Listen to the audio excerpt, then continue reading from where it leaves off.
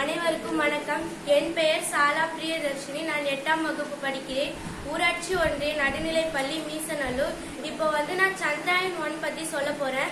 இந்த சந்திராயன் 1 இந்தியாவின் ஆந்திர மாநிலம் ஸ்ரீஹரிகோட்டாவில் இருக்கிற இஸ்ரோ விண்ணியல் ஆய்வு மையத்திலிருந்து செலுத்தப்பட்டது. இது நான் எப்படி செஞ்சேன்னு சொல்றேன். அதுக்கு தேவையான பொருட்கள்: சார்ட், 2 சிரஞ்சி, ஒரு நெகிழி பழுப்பு, பசை, HW பேட்டரி, ஒரு லைட்டு. இப்போ இது எப்படி செய்யணும் அப்படின்னு சொல்றேன். இது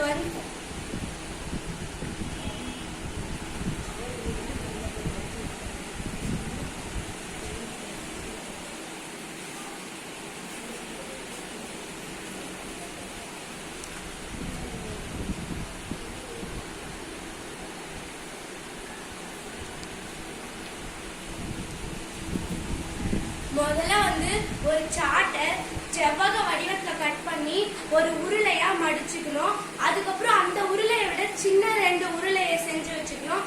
அதே மாதிரி ஒரு சார்ட்டை குட்டி சதுரமா கட் பண்ணி அதை ஒரு கூம்பா செஞ்சுட்டு திரும்பி அதை 2 கூம்பா செய்யணும். அதை விட கொஞ்சம் சின்ன கூம்பு 4 செஞ்சுக்கணும். இந்த 4ஐயும் இந்த முதல் அந்த 2 பெரிய கூம்பை ஒரு பெரிய உருளையோட மேற்பகுதியில இந்த மாதிரி ஒட்டணும். அடுத்த கூம்பை அடிப்பகுதியில இந்த மாதிரி ஒட்டணும். மற்ற 4 கூம்பையும் அந்த மாதிரி ஒட்டிட்டு இது 3த்தையும் ஒரு அட்டையை கொண்டு இணைச்சிட்டு ஒரு சிரஞ்சு இருக்கு. அந்த சிரஞ்சில இந்த 3த்தையும் இணைச்ச நடுப்பகுதியை அந்த சிரஞ்சியோட மேற்பகுதியில இணைக்கணும். அந்த சிரஞ்சை ஒரு அட்டையில இணைச்சி அந்த அட்டைக்கு அடிப்பகுதியில ஒரு செவ்வக வடிவ அட்டை நல்லா ஸ்ட்ராங்கா இருக்கணும், முட்டை குடுக்கிற மாதிரி. அதுக்கப்புறம் அந்த சிரஞ்சில ஒரு பிளாஸ்டிக் பழுப்பை இணைக்கணும். இன்னும் மறுபக்கத்துல இன்னொரு சிரஞ்சு இணைக்கணும்.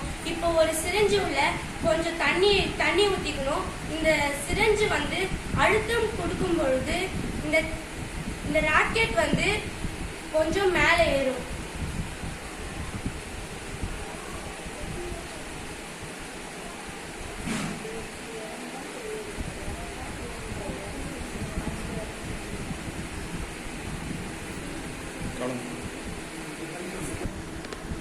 இத பத்தி இன்னும் மற்றொரு தகவலும் சொல்றேன்.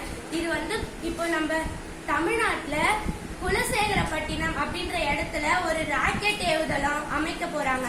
அதுக்கு காரணம் என்னன்னா, மகேந்திரகிரி அப்படின்ற இடம் குலசேகரப்பட்டினத்துக்கு அருகில இருக்கு. அந்த மகேந்திரகிரி அப்படின்ற இடத்துல இருந்து உந்து அமைப்புகள் அங்க தயாரிச்சு ஆந்திர மாநிலம் ஸ்ரீஹரிகோட்டாவுக்கு எடுத்துட்டு போறாங்க.